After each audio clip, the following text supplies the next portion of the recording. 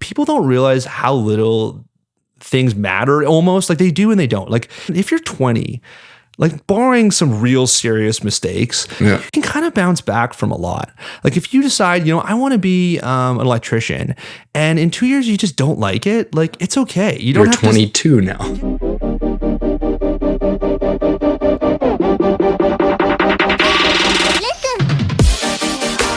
Hello, everybody. This is the Winning in Winnipeg podcast, where I talk to top performing business owners, executives, entrepreneurs, athletes, and local Winnipeg celebrities. I get to learn who they are and how they think, and I get to hear their perspective about what's really going on in Winnipeg and in their businesses. On today's podcast, we have Scott Gilmore, founding partner of APEX Surety and Insurance. Scott earned a law degree from the University of Manitoba and was called to the Ontario Bar in 2010. Before being a founding partner of APEX, he specialized in creating risk solutions for contractors and construction projects in his role as casualty underwriter at Lloyd's of London Insurance Syndicate. Scott was named to the Insurance Young Guns list by Insurance Business Canada in 2018 as one of their top performers in the industry under the age of 35. Before his time in insurance, Scott practiced corporate and securities law at a global law firm in Toronto. He later gained direct construction experience managing Canada's largest roofing service division and project managing at a large roofing project at a northern mine. Scott, thanks for being here. Thanks, Daniel. So one of the things about the intros is I don't know if I'm missing anything. No, you overstated everything. Nailed it. It sounds way too good. I don't know who you're talking about. I've messed up a few. I have messed up a few, so it's good to know. First things first, Jets fan. Big Jets fan. Right? Yeah, huge Jets fan. How do you feel?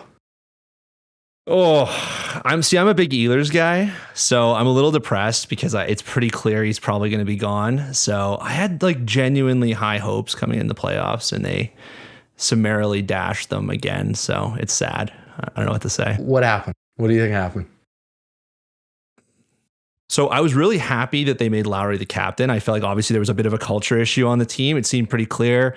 Everyone in Winnipeg kind of has their like whispered sources a little bit. I feel like people like always seem to think that they know the team a little bit. And so I'd heard that, the dressing room had been a bit rough in the past. Yeah. I felt like the team was on the same page. We had obviously, Vezina Trophy caliber goaltending, and Lowry, I felt like a good leader. And yeah, I don't know. I think we just ran into a buzzsaw. Like their best players on Colorado are just so good that like they just took over a couple of those games, and they had some good supporting cast, step up as well. I don't know. What do you think happened?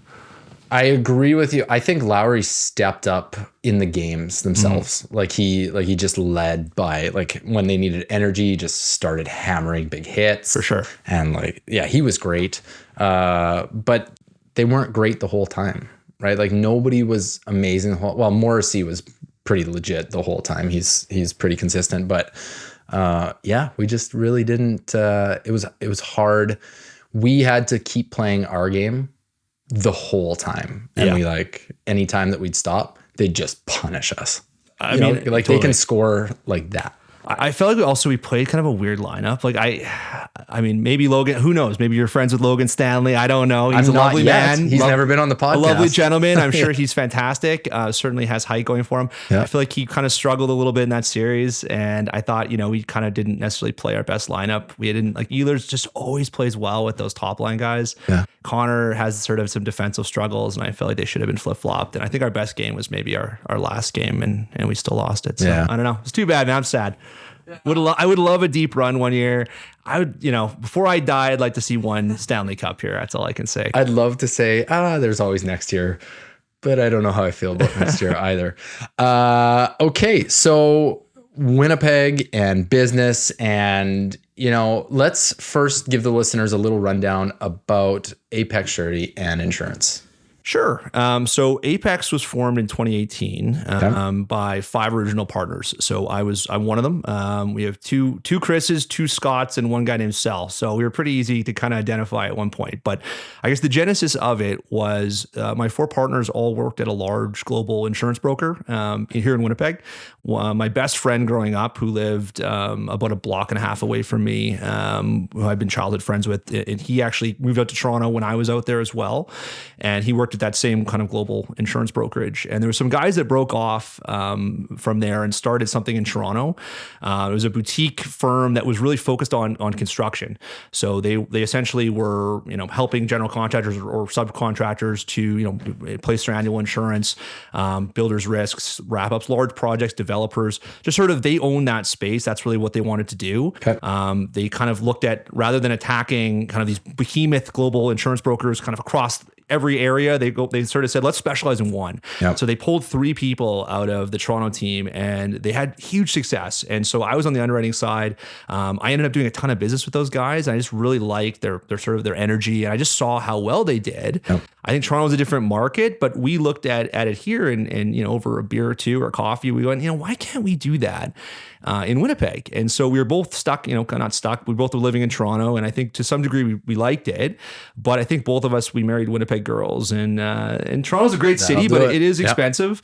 And there's some real upside to kind of coming back home. So we were looking to come back and we were kind of going, do we want to go and work for a big global company kind of in a branch office in Winnipeg, which would have been good, I think. But we thought, hey, I think there's an opportunity to do something a little bit more like those guys in Toronto. So we talked to a few other guys that worked kind of with us. And I think, people are like, you guys had some balls. And we're like, we kind of shared one set of balls between all 5 of us. No, I don't think any of us were necessarily. There was one combined big set of balls. That's about right. I'll take maybe credit for 1/5 of those. Yeah, that's fair. But I think there was a bit of an opportunity in the marketplace where, to sort of do our own thing. And we've grown from 5 guys very scared guys in a basement eating Michelinas, and now we have, 20, 25 people downtown, which is really exciting. So out of the basement, which is really exciting for us. So how long did you live in Toronto for? So my parents moved to Toronto. So I was going into law school and my brother was going into university. I'm going to say like 2006 or something. I'm bad with dates. Okay. So they moved out. It was sort of the time because of my dad's work and he wanted to sort of time it. So both of us were kind of leaving the house to some degree. So I stuck around for 3 more years, did law school here. And I guess the way law is a bit odd in terms of how you get jobs. So each city has a week, kind of 3 days where they do all their interviews. So, and different cities are all throughout the year. So, I applied everywhere. Like I was like, I just want a job. I'll move to Toronto, Vancouver, Calgary, Winnipeg, wherever. So I applied everywhere. And the first place that sort of does their interviews is Toronto. So I went out there, had a couple interviews, I ended up getting a job, and that's sort of what drove me. My family was there. So ended up kind of moving out there in 2008, which I wouldn't say was a great time to be in doing anything corporate with the financial crisis and whatnot. But it was exciting. So very nice. So started in 2018. We got smacked with COVID 2020. Take me through kind of where you guys were when you started and how the growth has been in spite of a global meltdown of the world. Yeah. So when we first started, obviously there was a lot of sort of just infrastructure stuff that we had to do. We needed bank accounts. We needed, sort of just leases and things that we never had to deal with in our prior life. That's the nice thing about working at a large global company. You kind of have that stuff taken care of by a faceless person in, Toronto, London, Chicago, who knows? That's right. Not on your plate, but we had to sort of sort that stuff, build IKEA furniture for ourselves. I remember our first office. A little fucking wrench, hey? Oh man, our first office, it was in the basement at 4 Donald, which is a great building. It was a perfect office for us. No outside windows. Just 5 guys down there, and the floors were so slanted that we got we didn't know what to buy. We got like a make your own office starter kit, and we got those those plastic things for underneath desks, like office chairs. We just, I don't know, we thought we needed them. So I remember my seat, I would sit, and because I was on the plastic, it was so slanted, I just slowly creep off into the corner, and I almost had to tie myself. So eventually I had to get rid of the plastic thing, but we fixed the floors down there. But we ended up spending a lot of time kind of getting contracts with insurance markets, which is a huge issue in terms of starting an insurance brokerage. But we kind of just sort of disappeared to some extent. So all these guys had clients that they'd potentially been servicing for many years. It's very hard to do. Like all of a sudden, just because that's the right way to do it, we didn't call anybody. We didn't say, hey, I'm leaving, starting my own thing. There's legal repercussions there. We just disappeared. And so over time, certain clients found us right away and just said, hey, you're my guy. I'd love to keep working with you. And obviously we were very happy to have some revenue coming in. So we did. Other people sort of hit the pavement looking for new business. And, over time we sort of had enough business to kind of, I guess, pay ourselves, which was an exciting milestone. And then just, we hired our first employee. It was someone we actually knew from, who actually lived in Toronto. We moved her back. She wanted to come back from Winnipeg. Nice. Added a few more people that we knew, just because those first few employees are so key. And it's scary to make it's your money. You're paying them like the money that, that's genuinely yours. So we just didn't feel like we had a ton of margin for error with hiring people. Yeah. So we sort of stuck with great people we knew. And that's sort of, I think, been the genesis of Apex, which is just finding great people that, would flourish in an environment that's maybe a little bit more, freewheeling and allow people to kind of, cook and do their thing without necessarily having that kind of oversight of a big company. So slowly built that up, hired, I think by the time COVID struck, we probably had 4 or 5 employees. And we obviously weren't sure how this was going to go. I'm sure you were in the same boat. And I think everyone was pretty nervous the first month or two. But the reality was it was really good for our business. And I'm sure it was good for your business. A lot of construction continued. And, it was sort of an essential service or what have you. And so a lot of our customers, frankly, kept having really good years, which is good for us. Yeah. And so we kept hiring and, it was funny. We actually outgrew our office during COVID, but we kind of were able to keep it going a little bit because most people were working from home. So to some degree, it wasn't a bad thing. It did, I think, cause us to maybe not be in front of customers in person as much as we would have liked. And there's maybe some downsides there, but I think on the whole, it was probably, wasn't the worst time period for us. So. Yeah. Well, that's good. Yeah. How about for your business? That's very good. You know what? Them telling us we're essential was, pretty nice. But at the same time, nothing really shifted that much. I mean, we had to make some procedures about, who can be in the house when and all that jazz, I suppose. But really, I think for us, there was also a lot of fear in the market and just like people didn't really know what was going on. I think the home renovation part really took off because people were just like, I'm at home. I need, a new wing. I need a new office. I need something. Yeah.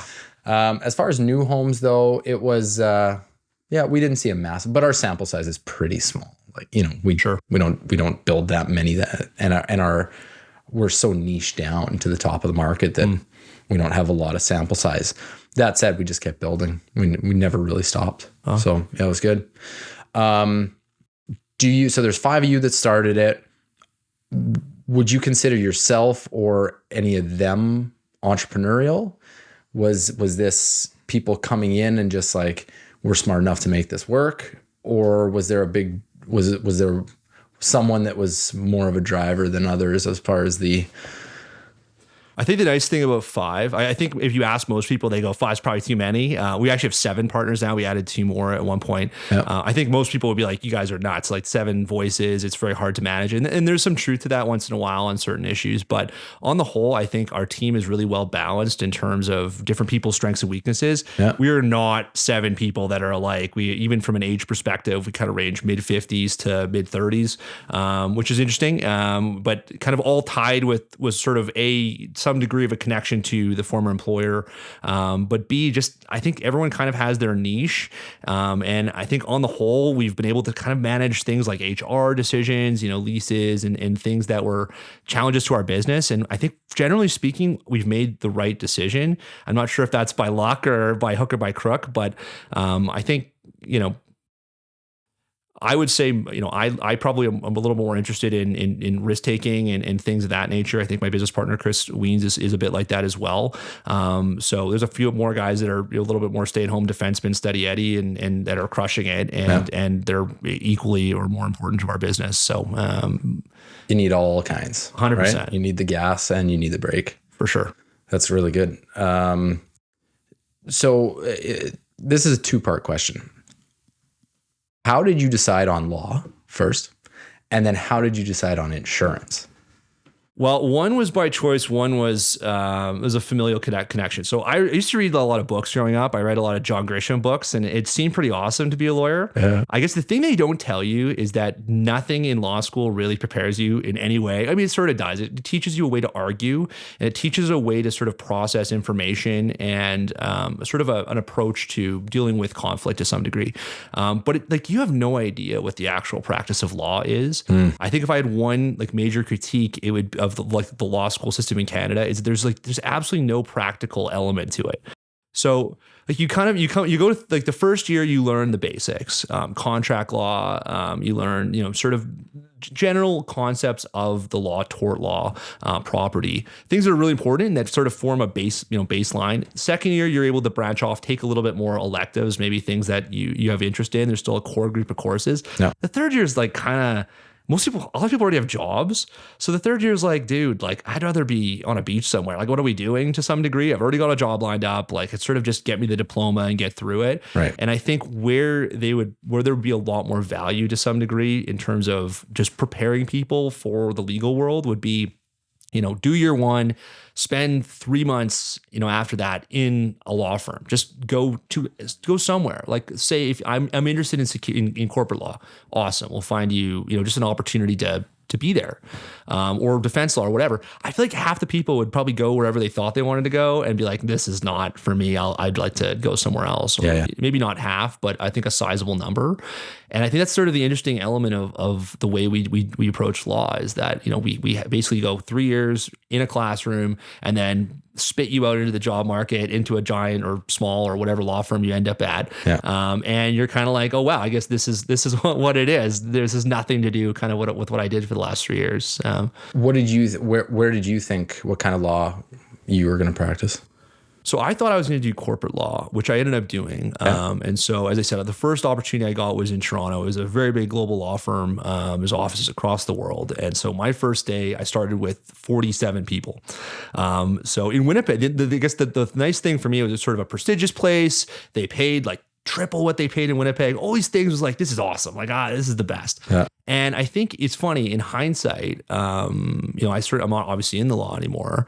I'm not sure if I had stayed in Winnipeg and worked somewhere maybe a little bit smaller, maybe more litigation focused, I might still be doing it. I think, having kind of spoken to different people and been around different people and sort of even just tracked some of the guys and girls I went to law school with and former colleagues. It's interesting. Some people certainly stay in for the long haul where they started, but a lot of people end up somewhere else, and a lot of people end up out of the law entirely. I think part of it's just because no one really knows what to expect to some degree when you get into it. Yeah. I feel like if nurses kind of have an idea what the game plan is when they get out of school, there's some practical elements they have ongoing, even in business school. I feel a lot of people do summer jobs and things of that nature. But in the law, it's sort of not, it's just not a very practical thing. So interesting. So that's law. Insurance. So my dad was in insurance. And so I was always first of all, I'm leaving Winnipeg, I'm not coming back. And second of all, I'm absolutely not getting into insurance. There's no chance I'm doing that. So after leaving, sort of going, this isn't for me, this huge kind of global law firm. It just wasn't my deal. I ended up moving into working for a construction company that is actually based originally in Winnipeg. It was founded here. It's called Flynn Group of Companies. So Flynn, it's the largest sub-trade in Canada. Huge. They actually are across North America now. I believe it's the largest roofing contractor in North America. So the guy that sort of took it over from his dad is a guy named Doug. And I would say, one of the most interesting people I've ever had the good fortune to spend any time with. And so he was sort of wondering, I guess, how can we transition from being kind of this, boots in the ground roofing company? We're sort of more grown up now. We have offices across the country. Maybe we should look into, bringing some different people into the mix. And, I guess I was sort of a bit of an experiment on that, and it was really interesting. So I ended up going up north. It was my first job with Flynn. They sent me up to Hudson's Bay to manage, a team of like 16 guys, mostly from Portugal, who didn't speak English, in like -40 weather, and to do like this huge gold mine project that was 2 hours away from the nearest town. It was definitely like a deep dive. Your Portuguese was so good. It was yeah. Right. I knew how to drink a lot of espresso by the end, I can tell you for sure. Yeah. So, but it was an awesome experience. Like I really learned a lot being there because there just was no one else to do anything. Like anything that had to be done. Yeah. Like I would go to these other trailers for their contractors, and there'd be like someone cleaning and like someone and like a receptionist, and it was just me and like 16 roofers. So it was sort of interesting to kind of even just see how these products get put in place. And you were drawing a lot of pictures, weren't you? 100%, man. It was interesting. Like they looked at me like I'm this lawyer from nowhere, who's bought new boots from Mark's Work Warehouse the week before I went up there, and I'm sure they're like, oh my god, like what are we doing with this guy? Netflix series. It was pretty interesting. So, but it was great. I certainly got a lot out of that, and so then I got sent to Saskatoon and managed their roofing division there for a period of time. We do call that God's country. It was great, man. Yeah. Saskatoon is honestly a very underrated city. I really enjoyed my time there. I'm from Saskatoon. Oh, you're from Saskatoon? Yeah. I did not know that. Yeah, I grew up there. Yeah, it's really beautiful. Yeah, it's nice. It's picturesque. It's small. It is. Right, but it still has a bit of a big town feel. I live downtown. Like downtown has some kind of, it's like Winnipeg, maybe a little bit more to do sometimes, but it was good. So really liked it.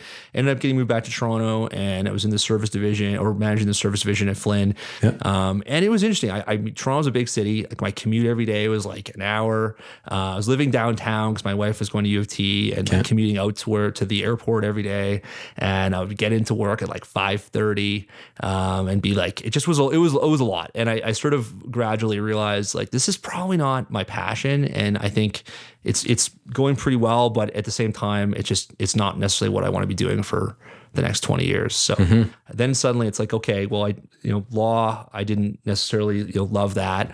I think I might have liked it if I'd done different things, but the way it worked out, I didn't love it. And then suddenly this construction thing was awesome experience, but again, it's not necessarily my cup of tea. And it's like, well, what the hell do I do now?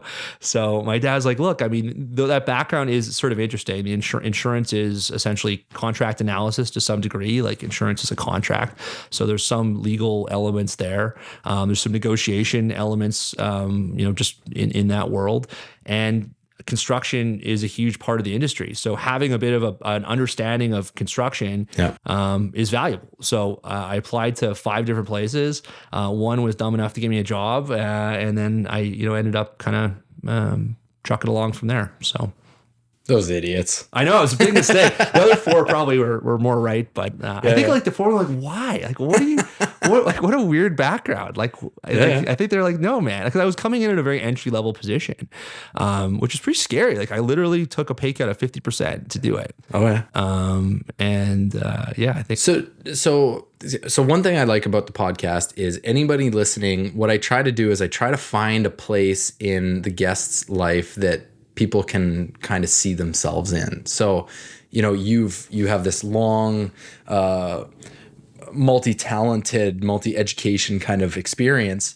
And how did you go about, like, was it just easy decisions that you made, or do you have like a rubric of decision-making questions that you go through for yourself? Like, what kind of person are you to make these big decisions? Because they are relatively big decisions.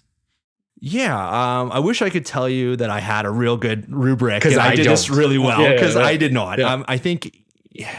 I guess the thing I maybe in the back of my mind realized, and I don't even know if I consciously thought this, but I think when you're like 28, I think to some degree people don't realize how little things matter almost. Like they do and they don't. Like if you're 20, like barring some real serious mistakes, you can kind of bounce back from a lot.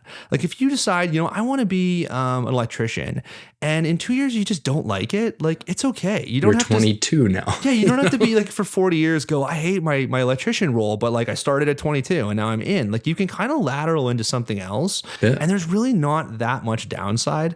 like it took me, like I literally moved. So my now wife, girlfriend at the time, she was at U of T doing her master's in landscape architecture. We were living in this awesome place in Little Portugal in Toronto. It was a really cool neighborhood. And I was working, by the airport at Flynn, had a, good job. It was paying well. And I'm like, this is, I just wasn't enjoying it. And so suddenly I'm like, well, what now? And the best job I could find was literally, as I said, half the salary. We ended up moving in to the basement of my wife's uncle's place across the city, which is kind of a big step down. Like you're kind of going, hold on. I used to, make a amount of money that was comfortable to some degree, and now I'm really not. I'm like making nothing. I'm having to like basically live in like the basement of my wife's uncle's, and it was just sort of like a real kind of slap in the face for a year. But I think it was really valuable to do that. I think it was humbling in a very good way. And when you start something new, it does give you a bit of energy. And it was kind of neat to come in and just be like, I learned from a couple great people when I moved into QBE, was the company I worked at in Toronto. And I had the guy when I started, he had come from London. He was this real suave underwriter, like good looking guy, nice suits, just like real cool guy. And I learned a ton from him. He's a real stickler. I remember I just would get in there and I'd be like, hey, how can I make his life easier? Like I'm like basically his assistant to some degree. And I guess I was like, hey, what if I organize his papers a little bit? Like, how can I just sort of try to add some value? Because I don't know what I'm doing. I don't know anything at all about insurance. So it was sort of interesting to kind of have an opportunity to refocus and go like, what can I do just sort of to serve this guy and sort of try to stand out a little bit. Be valuable. It should be valuable. Yeah. And like I never kind of the interesting thing with the law degree, there's sort of a credential element. You're like, well, I have a law degree. Like, I don't, it's fine. But no one cares at a certain point. Like people move past that. It's very much it's a paper on the wall. And you kind of have to go like, that's all well and good. But at the end of the day, it's like, what are you actually doing here?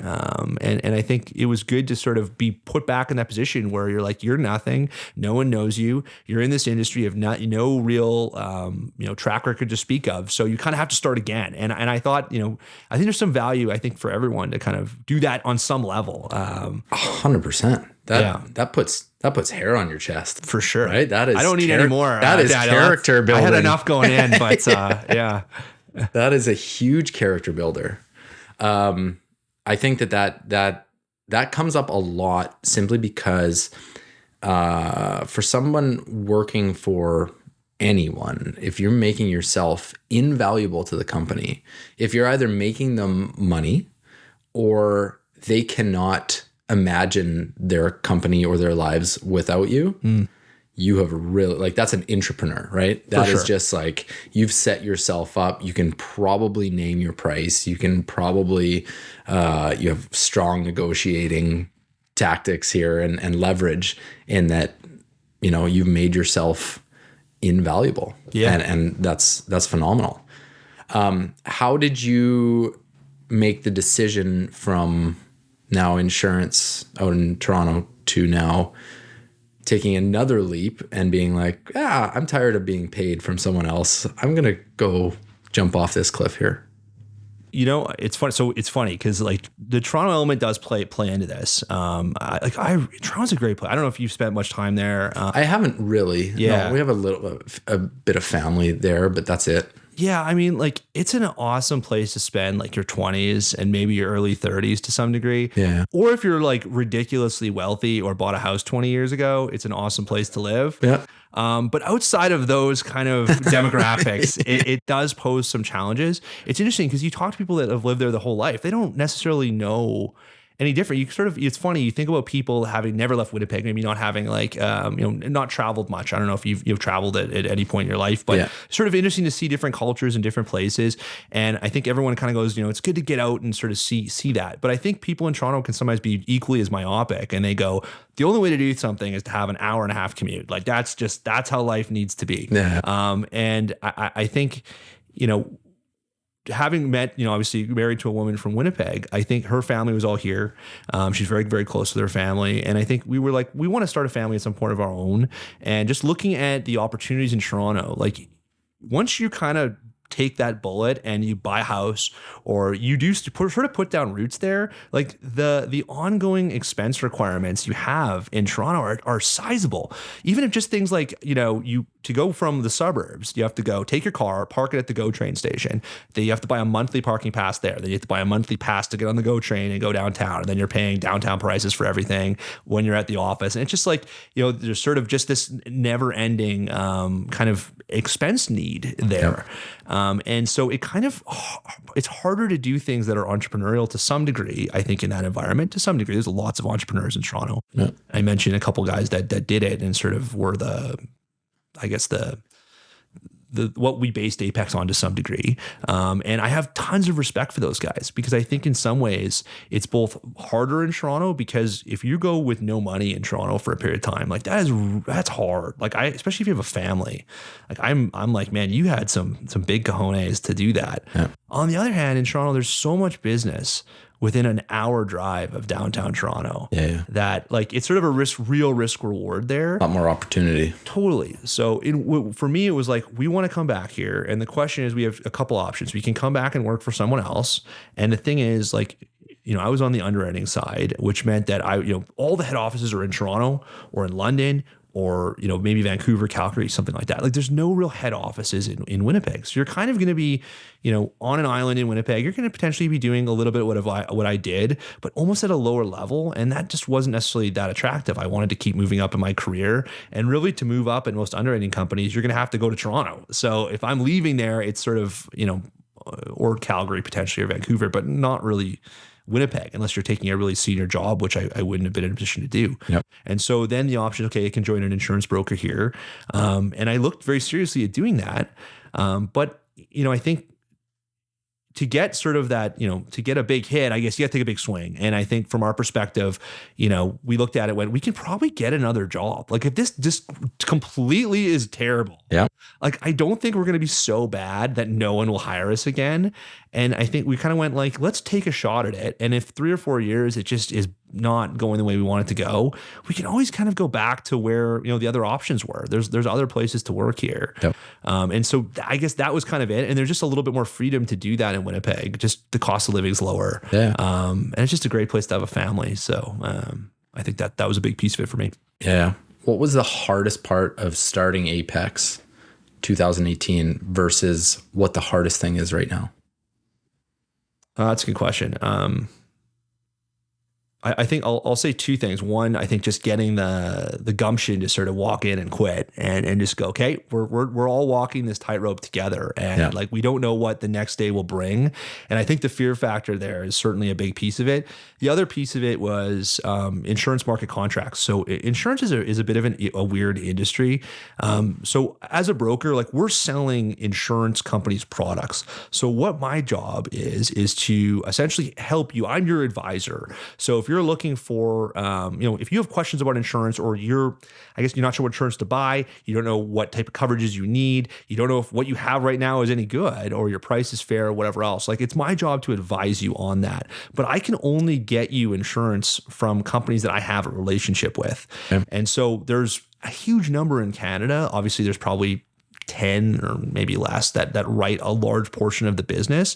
And so if you don't have contracts with those markets, then you're sort of, you have one arm tied behind your back, because your competitors very well might. And so if that particular insurer is the best one for whatever opportunity you're bringing them, and you don't have it, then, you're not going to get it. So getting those insurance companies to kind of buy in, our pitch was, we have no business and no money. Who wants in? And so, and luckily enough, you will be my singular focus if you're in. Kinda. So we ended up having some success there. We ended up getting, for whatever reason, I think it'd be harder now. I think the pandemic kind of made things a little bit more difficult to some degree, but a lot of insurers now are cutting back on the number of brokers they deal with, and then really trying to focus on only a small number. And they all have like growth requirements. They all want to see a certain amount of business in order to kind of keep the relationship going. Okay. And so that was the real big risk, especially in hindsight. Like if we had just struck out and not gotten those contracts, we would have been in real trouble, and probably more than we realized in hindsight. Luckily, we I think partly because there was 5 of us, and there was a bit of a strength in numbers there. I think especially some of the guys on my team had big books of business. They had there was a belief that some of this business would potentially move over to Apex, and that gave, I guess, markets enough goodwill that they were willing to sign up with us. In terms of now, I would say, I think we have a lot of great people. I think we would love to have more. And I think also the other thing is just distractions. Like there's so many things that can just take you off on a tangent. And I think we're still kind of working on that. Where guys were like, we have ideas, and we go, okay, why don't we explore that? And meanwhile, it kind of pulls your focus away from really what maybe your core business is. And maybe you probably could do better if you just went, we're just going to keep doing this, but more, rather than going, we'll try to add that and try to add that. And I think that might be something that, is a bit of a challenge for us now to some degree. Yeah, that's fair. So who is responsible for business development? Is that, or business growth? Is that all the partners kind of thing? Or do you have a specific? I would say, well, it's interesting in insurance. So there's a couple different elements of that. So you have relationships, like we're in the middle. So there's relationships with customers, and there's relationships with insurance markets. I would say all of us to some degree do a little bit of both. Certainly some a lot more on the customer side, some more on the insurer side. Yep. But I think to some degree everyone does a little bit of everything. There's provincial associations. I'm not sure if you're part of any of those, but there's like a roofing association and a mechanical. MHBA. Yeah, totally. So we try to support all that stuff. So that's a big part of what we do, just especially if we're active in those areas. Yep. So I think all of us kind of do a bit of that. Interestingly enough, one of our partners is more surety bond focused. So he would be less customer focused, but he would be kind of the one leading the charge with sort of keeping relationships up with insurers on the bonding side. But I mean, you never really know when you're going to need some help. So it's equally, I think, important to try and keep relationships up with insurers. Like we don't have the big brand name behind us necessarily. I think we've got a good reputation in Winnipeg, I hope. But we're not like we've got acres of business in, Toronto and Hong Kong and Chicago to kind of twist these insurance companies' arms with. So they kind of have to like us and want to deal with us. And so we sort of see it just as important to maintain those relationships. We do like a yearly, like Gold Eye. We get a box at the Gold Eyes, like a double box, just to invite like insurance company personnel and sort of entertain them. It's usually the other way around in our industry. Usually they're kind of taking us for lunch, and we were like, we probably need you just as much. So we can't really take that for granted. So, well, it's the phrase, it's not what you know, it's who you know. Like that, it sounds to me like contracts, growth, and relationships are kind of synonymous. For sure. Right? Like it's all based on networking and who wants to work with you and who you guys want to work with. For sure. I mean, do you guys, I'm sure like your relationship with subcontractors must be a huge part of your business. It's the biggest make or break, is that just how that relationship is, and how communication and transparency, and really just how, some good trades, it's funny, it's who you resonate with, right? Like some people operate better with an APM of mine, or I deal better with them. Sure. Or maybe they don't like our the way that we go about stuff, and their value system is not the same as ours, and then we just don't deal with them, right? So yeah, we found a lot that, and especially on the client side, as far as just like finding clients and leads and stuff like that, it is who you know. For sure. I imagine it's a pretty small circle of people that probably would be, your target clientele to some degree. That's right. Yeah. And ours to some degree too. In fact, the more I kind of listen to you talk, I think we actually are in very similar businesses that are not alike. Yep. Like you kind of have these two sides. You have the customer, but you also have the trades that you're really trying to keep good relationships with both. But inevitably, like you're going to have to step on a toe here and there on both sides occasionally. Yeah. And it's funny when we first started, as I said, those guys in Toronto, the platform guys were, we had beers with them once in a while, and they would, when we were in town. And one of the things they said, which we kind of go back to still, they said, you guys are going to be able to relate and talk to clients in a very different way. Because suddenly you're going to go like, you're going to have HR problems. You're going to have like the same stuff that they're dealing with. You're doing too, because you're kind of both just business owners. Yep. And it's going to be a bit of a different conversation than when you're just, a guy at a desk at a global company that's sort of been put on their account and, hopefully doing a good job. So it is interesting to kind of hear, I think to some degree, you're in many ways doing what we do, just in a different space. Where do you find that you can focus and get your biggest return in terms of either business development or just results, like the results you want? Where do you find that if you focus on those, you get the biggest ones? I would say areas of challenge. So at the end of the day, like in insurance, most people have a guy, right? And whether their guy's good or bad, I don't know. He's fine, right? And that's cool. Still their guy. Yeah, it's their guy, and that's cool. I don't need to get in the middle of your relationship with your guy. I'm sure he's doing a good enough job. Where we've had success. And this was partly because the people we called when we first started and we had no clients, like the people that would take our phone call were the ones that had problems. Like if you don't have a problem, you're like, why am I moving to these guys in a basement? That's right. It doesn't make a lot of sense. Yeah. So the calls that would actually really give us real opportunities were companies that had, challenges.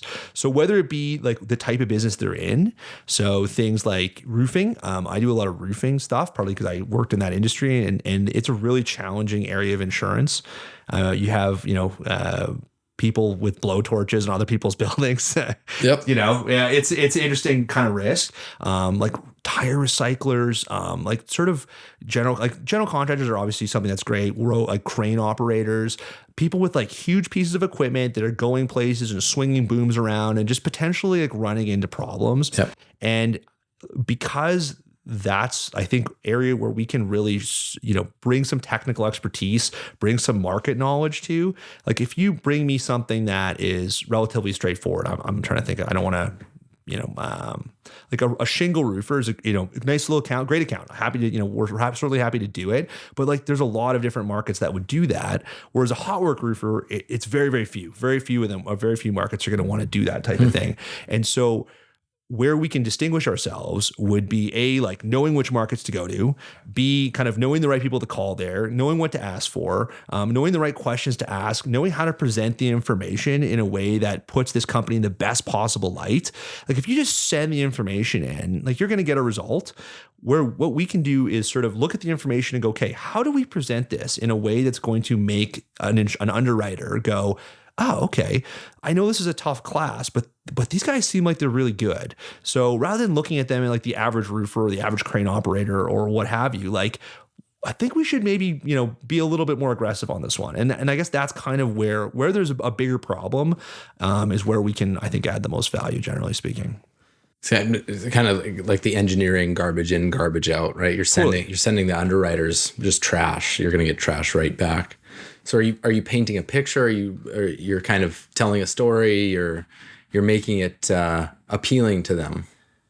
Yeah, I don't know. Like, I mean, they're putting up money, right? At the end of the day, not their money, but they're putting up someone's money. And so you're like, how can I make a compelling picture as to why you should choose, Sally over Bob? Like, if you're going to take one or the other, or why is Sally deserving of a better price or a better deal or what have you? So it's like, well, Sally's built 10 developments in the past. So, she really knows what she's doing. She's never had a loss. She's part of all these associations. Like, how can I, like, what information can I give them that's going to make them go, okay, like, yeah, no, I see how other markets have maybe seen this as a challenge, but like, this is a good opportunity.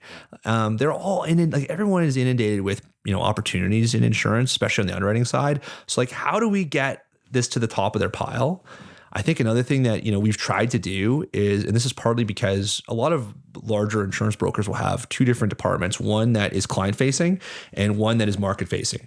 So if you send something in at a lot of different brokers, you'll talk to, Phil, and you don't know what's going on, but Phil's actually then talking to, Bob, and Bob's actually the one talking to the insurance markets. So Phil doesn't talk to the insurance markets and Bob doesn't talk to the client, and it works really well. Bob might be, a real expert. He might know the insurance market really well. And Phil might be a real smooth, sales guy who's really good to deal with. But like there might be some information that's kind of lost in that conversation. Yeah. And so I think what we found is having, sort of one person to some degree, not on every file, but a lot lot of the times, like a lot of people are involved sort of soup to nuts on a lot of their accounts. And I think a lot of the guys that I work with really have come to like that model, because they kind of have a direct line of sight. They can present it the way they want it to be presented, as opposed to having to kind of go through a bit of a broken telephone. Yeah, that makes sense. Well, the telephone game is real. Yeah, man, it is 100%. I'm sure you experience that all the time. The amount of issues that come from a lack of communication or improper communication is just huge, absolutely huge. And it'll ruin things. Communication and transparency still, well, other than honesty, is some of the biggest values that you can focus on and to get rid of a lot of problems. It's interesting. Like, as I said, my childhood friend Chris, I have an incredible amount of respect for him. He sits next to me in the office. He's one of my partners, and he always talks about transparency and options. Like he's a big believer in options, and I kind of agree with that. Like we went through a bit of a hard insurance market recently, and a lot of times customers, especially in challenging areas, were getting like, here's your renewal terms. This is it. That's it. The day before, take it or leave it. And like, well, I have to take it. Like I have a business. So we've always said, like, we want to give you as many options as we can, even if they're kind of maybe not even great options. Like we just don't want to make you feel like you have a gun to your head. This is all there is. Like we're like, here, you can take A, B, and C. We probably would lean towards B, but it's your call. You know your business. Like we're here to advise you. We're not here to kind of choose for you. So well, in that same vein, our contract is designed a bit differently as opposed to other custom home builders. We give a 2-part, and so we do a preliminary contract, design contract, and then they have the option. It's like, did we wow you during this period?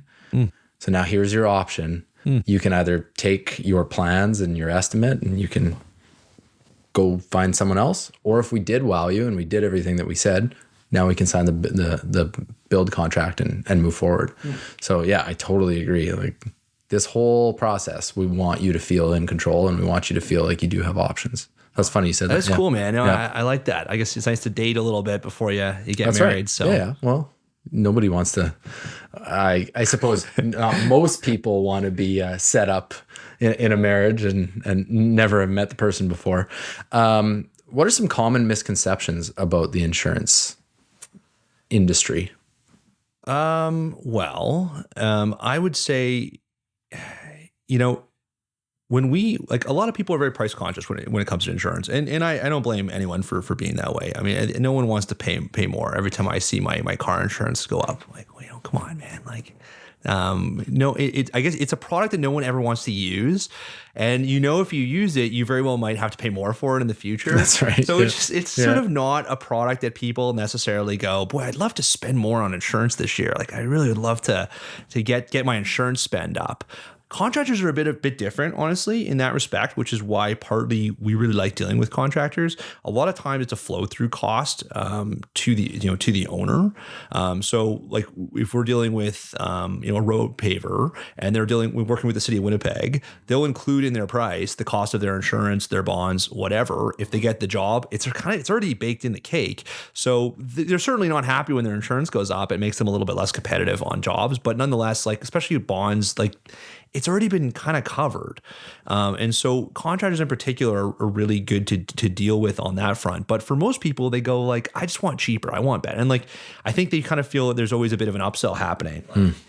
And, I guess we don't see it like that. Like I don't need to upsell a client on something that I don't think they need. I think part of what we try to do at Apex is like, look, here's some other, like, some of our clients are buying cyber coverage. Like, does it work for your business? Does it matter? Like, maybe. Here's why maybe it would. But it's your call. Like, here's some situations where maybe, if you feel like you are exposed here, then you should consider it. It's our job to go and try to get the best possible options. Like sometimes the best option, especially for contractors, isn't necessarily the cheapest one. We do a lot of builder's risk insurance for contractors, and a lot of them have warranties on them. So you might have like one option that has no warranty, another option that has a full-time security guard that has to be on site the whole time, another one that has camera systems that are required, and some of them even have like camera systems that have to pan in certain directions. And so like if sort of I walk you through that, I go, okay, well, here's the options. Like the cheapest one has the worst warranty, which might add more cost than, the actual savings you're getting on the premium. I guess it's a bit more nuanced in terms of just like price, which is how most people approach, a lot of things. But like, you don't approach a toaster. Like I don't always go like, I'm getting the cheapest toaster. Like, I'm going to be like, I'm going to get the toasters like kind of makes sense for me. Like I don't need the most expensive toaster, but like I probably don't need the cheapest one either. Yeah. I kind of want like one that's pretty functional and looks okay and does its thing. Right. Yeah. And I think people kind of look at insurance as being like a completely different product. Straight up commoditized. Yeah. I think that's fair. I think like, unfortunately, insurance brokers haven't really, done enough to maybe change that stigma. I think people kind of go in there and feel like they're just sort of being like, they're going to like their car mechanic and just feel like, oh God, like this guy's telling me I need a new front axle. Like, do I really like, and because you just don't understand it, and B, it's super boring and no one wants to talk about it. So you're not like, I'm going to deep dive into my insurance. Like you're like, do you want to go to sleep? 100%. You're like, some guy's going to call me hopefully 3 months before the renewal and tell me what I have to pay. And hopefully it goes away after that. And that's sort of the general attitude. But I guess the clients that we see a lot of success from certain clients that really try to weaponize it and use it as a bit of an asset. So they'll try and find ways to push for higher. Like they'll go to an owner and say, hey, the other guys are using, they only have a $5 million liability limit. Like we have 20. Like if something goes wrong, like we're working at Pull Park, like what's that guy going to do? He only has like this problem could be more than 5 million. He might not have more than 5. So you can kind of sometimes use insurance as a bit of a weapon. Same with bonding, to some degree. So there is sort of a double-edged sword there. But at the end of the day, most people I think look at it as sort of just a pure cost, and I think there's some truth to it. But as I said, like most things in your life, you don't just buy the cheapest every single time. That's right. Yeah. Oh, you're preaching to the choir. I bet I am. Yeah, no 100%. Kidding. So much of what you say is, but I do find, and maybe it's just because of what I listen to and where I focus, but I feel like we're slowly as builders trying to change that. I don't think we're getting anywhere, but I think that we're slowly trying to at least share like, well, I'd have to say there's more education out there. We share stuff on YouTube of just trying to educate the client before they ever make a decision. And like, here's how to be a more informed client. Here's how, here's what you need out of your builder. Make sure they have this, make sure they have this. It's so funny that, the commoditization of certain things versus others. Totally. It's so funny. The more I talk to you, the more I'm like, we are actually in weirdly similar businesses, like that are completely different. Yeah. But like we had a reno down at our house a number of years ago.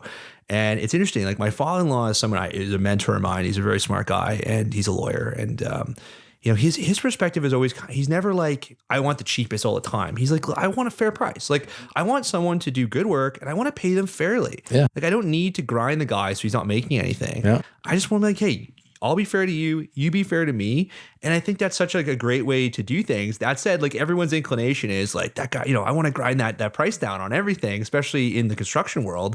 He's like, well, I can, why should that guy make any money almost when meanwhile, like they need to, that's right. That's sort of the fair way of doing business. Yeah. And it's sort of funny to kind of, have that gentleman in my life, my father-in-law, who's really good at sort of that balance, I think. Yeah. And people like working with them because he is very fair to people. So, yeah, well, it's the only way to keep a sustainable market, right? Like you can't have people continually working for free. And I think construction, and I'm sure now insurance is very similar to that. And just like, you know what, guys, let's make sure, because it's not that I have to justify. If I have to justify my fee, I probably haven't done a good enough job of marketing properly of our importance, I suppose. Sure. But at the same time, you want somebody who is going to be around. Yeah, man. Right? Yeah. Like 5 years from now, we have to charge what we charge. We have to charge more than other people simply because of what our company is and who we are and what we do and the quality that we want to do. So that's our price, right? Because we want to be around.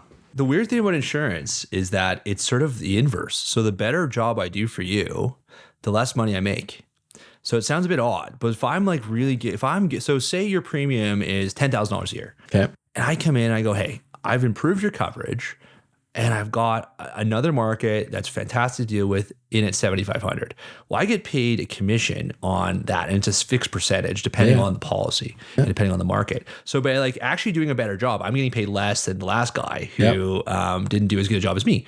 And so it's kind of funny how that works, but that is sort of the dance you have to do in insurance. I guess the way we always look at it would be, if we crush it and we do a great job for Daniel, hopefully he tells, Sandra to move, like Apex did a great job for me. And suddenly instead of getting one deal with you, I've now got two because I did a great job. So even though I made a little less with you, by doing what good work, I've sort of expanded, my client base. But it is kind of funny how that works. The better job I do, the less money I make. Well, now it's based almost purely on trust, right? So now your clients have to trust you, and like, how you go about building trust is kind of, it's done over the long term, and it's repeated actions, with what you say and stuff like that. Have you had a lot of return customers? Like, I guess imagine people stay in a custom house for a while. Like, that's not Yeah, like so what we found is that it's not that they'll build another house because they've already built a, over $1.5 million house, but within the next 5 years, we'll probably get referrals from them.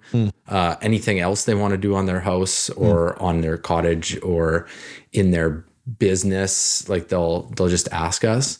I've even told people like, hey, if you need a ride home from the airport, like just give me a call. Like I want to be your just if you need something, I want you to think of me kind of thing.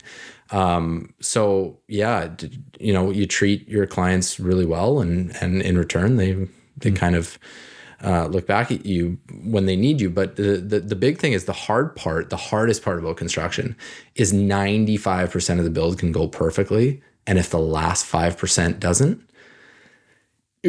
that's a tough uphill battle after that. I would imagine. And so one thing that I've really had to struggle with is just the closeout and, making sure that that last 5% is one, because like 95%, just amazing. Sure. Everyone's happy, everything's going well. Yeah. And then the last 5%, you're just like, oh, guys. I'm sure you've mentally moved on to, there's another another new thing you're working on. You can see the finish line, and you always have to be, drumming up new business and stuff like that. But I think that part of it is, so the last 2 years has been a lot of building processes and systems, because like, that's not how my brain works. Like, I'm not a details guy. If something isn't in front of me or a reminder being like, do this today, it's not happening. Yeah, I'm the same way. And so processes to me, which was a dirty word, 4 years ago, was now just like, okay, everything has to be processed. And this entire thing, if I bring a monkey in to train him and he can do this job, right? Because it's so just like, do this, do this, do this, do this. At this month, at this point in the build, we have to get this from the client, or after this happens, this is when we film a session with them, or, all of that stuff. So it's a constant battle of just, how do we get better? How do we get the client experience better? And that's something that I was thinking of when you were talking, is just, and my own experience with insurance is the person that can take the friction out of everything and just make things easier for me, I will pay more for that. For sure. Like, do not make me dive into my books for 4 times a year and, remind me of stuff and like, make it easy for me to pay you, make it easy for you to do all this stuff. And then I know that so I have an insurance girl. Because Rachel takes care of everything. And if I have a problem, I was like, take it to I've dealt with other people at her firm and problems. I'm like, where's Rachel? Like, Rachel sounds awesome. Can you just send this to Rachel, please? Yeah. And then Rachel reaches out and she's like, I got it. Don't worry about it. That's all you want in life, man. That's just like for anything, like, just make it easy on people. I'm with you. And we try to, because I mean, you're with clients for a while, right? Like, what is your general lifetime of a client? I mean, yeah, we've had clients from day one at Apex. Like, we've had guys that some of my partners have had the same clients for 20 years. I mean, like, the interesting thing about insurance is that, like, especially, so construction is very ongoing. Like, a lot of other industries, and we do other industries, so we do other stuff beyond construction. That was sort of the initial thing we focused on. We've expanded that, but like a construction, like you guys are constantly doing new things. So like if you're, there's a company, I'm just doing this right now, it's on the top of my mind. They do like distribution of apparel, wholesale distribution. Nice. Great company. But like, there's not like, they'll have a renewal, and it's our job to impress them. If they ever need something in the interim, there's any questions they have or any certificates of insurance they need, fantastic. We're always there. We can do it. But like really, it's going to be kind of that once a year type deal. Yep. For contractors, it's like, we're doing something new now. Like we were bidding on this job. We always have stuff going on. So it's sort of interesting with construction clients, you tend to have like a lot more active relationship. It really is kind of a partnership to some degree with your insurance broker to some degree, because you just have like a lot of needs, which is great. Like that's where I think we can kind of distinguish ourselves. And it sounds like, Lindsay, Rachel. Yeah. Oh, it's close. Rachel is doing an awesome job on that. Yeah. And it really comes down to like kind of, as you said, like making your life easier. And I found like it's hard in life to find that on a lot of different things. So. Yeah. Well, I first heard that do you ever listen to Gary Vaynerchuk? I know him. I've used to listen to him a little bit. I haven't listened to him for a bit, but yeah. So Gary V always was like the winner especially in like voice and AI and, talking to your phone is going to be the company that takes out the friction from any transaction. Like a frictionless transaction, like order me a burger to your phone, or like order me some printer paper. Yeah. The one that makes it the easiest for that, they're going to be the brand that like Siri chooses or Amazon or whatever. Right. And so people just want convenience is taken over. I mean, there's like certain apps, if you go and order food to come to your house, like some of them, like when I use it, like remembers your last order, and it's just like, okay, that's what I ordered there. That's great. Exactly what I wanted. Like one button, you're kind of out. Yeah. And same with like Amazon. Like, Amazon's a great product because it's probably not always the cheapest. I just sort of assume it's like kind of in the ballpark of decent price. Sure. But it's just so easy. Like I'm in my underwear and I'm ordering like stuff to my house. It's amazing. Yeah. Like how do you beat that really? I'll be making coffee and I'm like, I'm almost out of filters. I'll legitimately open up the app and they'll probably be the last filters I bought, and I'll buy it for like $6.67 and it's ordered before the coffee's done. It was like, okay, cool. It is pretty funny. Like I was driving around, I was in my neighborhood and it was a Sunday, and like obviously there's no mail. Like, growing up, like there was no mail on Sundays, and like you just see these Amazon trucks like cruising around on Sunday. Like, man, that's the hustle of sort of the private market where you're like, they've had to go, no, like we're bringing stuff every day of the week to you. Yeah.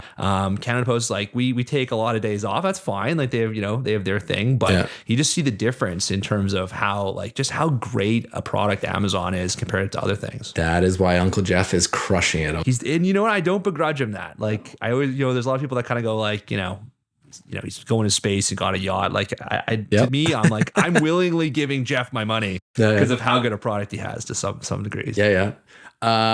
Is there anything that you failed miserably at?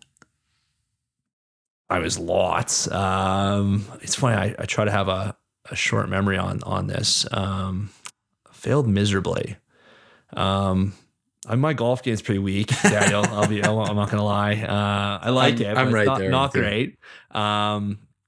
Yeah, I think I certainly have a bit of the ADD, and I think sometimes getting 10 things done in a day, I might do 9, and I really wish I was the guy who could do all 10. I think that's like a daily struggle, and something that I think would certainly be. It's sort of something right now that I'm failing at to some degree, and I'd love to get better at it. And I think the people that can do all 10 are kind of that next level. And I know a few of them; they're awesome. But I think that's probably an area for me. So you've gotten to where you are. I used to ask people what they would tell themselves at 18, but that's kind of weird because most people who are good with themselves realize that like I probably wouldn't do anything because I am who I am today because of that. So I changed the question to what would you tell another 18-year-old who is coming up very either similar, like their mindset is similar to yours when you were 18. So I thought I only saw one path really at the time, and I was like, go to university. Okay. maybe go to law school, whatever. That was like my path. That was like, there's no, like, it's just sort of like this, right? Is that from family? That was from just where like, you were? Like, I don't know. A lot of my friends were going to university. I don't know. A lot of people I knew, that was the path they were on. I got pretty good grades, and it was just sort of like, that was the expectation. And I think if I could do one thing differently, I would say, like, my son and daughter, I'm going to be like, don't go to university right out of school, like high school. Just don't do it. I think it's a mistake that a lot of people make. And I think you kind of come in, you're pretty immature. Like, at least I was not everybody, but I'm an 18-year-old dude. I wasn't exactly Captain Maturity. Right. And so you kind of look at it almost as, especially in Winnipeg, if you do go to like University of Manitoba, which is, great, it's my alma mater, but like, it's sort of an extension of high school. It's a lot of the times the same people you're friends with in high school, you're going to now just, go drink beers in the first week with and whatever else. Like, yeah. And it was great. I had a great time in undergrad. I actually really enjoyed it, but I would have benefited so much from just doing anything for a year. Like, be it go travel, be it go just take a job, working on a road crew, go to like, just do anything for 1 year. I think it just would give you so much life experience and just sort of a different perspective and appreciation for now being like, I'm going to take a year off and just go study books like at university. It's kind of like a real privilege to do that. You also like are missing out. You're pausing your life. You're losing out on other experiences. So like, I think it's sort of like that was in my brain, just what you did. And I think I'd like to break that for some people. I actually I think university is pushed too much. And I'm someone who went to university for a long time. And I think it was great. I really liked it. I got a lot out of it.